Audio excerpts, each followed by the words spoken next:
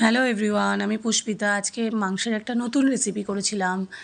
চিকেনটাকে ভালো করে ধুয়ে তার মধ্যে লবণ আর ডিম দিয়ে ভালো করে চিকেনটাকে মাখিয়ে ম্যারিনেট করে কিছুক্ষণের জন্য আমি এটা রেখে দিয়েছিলাম। তারপরে দিয়েছিলাম কর্নফ্লাওয়ার আর একটু দিয়েছিলাম ধনেপাতা লঙ্কা কুচি।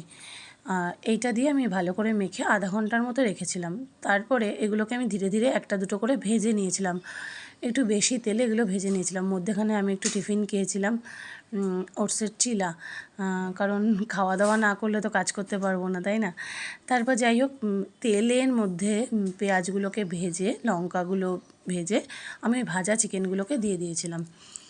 এবার ওটা যখন হয়ে এসেছিলো তখন আমি দিয়েছিলাম একটু মানে আদা আর কাঁচা লঙ্কার পেস্ট।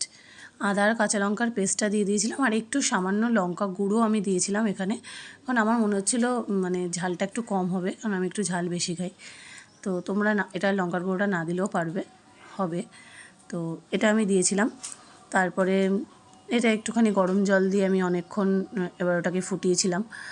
আর মানে কর্নফ্লাওয়ারের যে স্টকটা ছিল ওটাও আমি এর মধ্যে দিয়ে দিয়েছিলাম। তারপর একটু গরম জল দিয়ে ফোটানোর পর যখন শেষ হয়ে এসেছিলো একটু দিয়েছিলাম সস।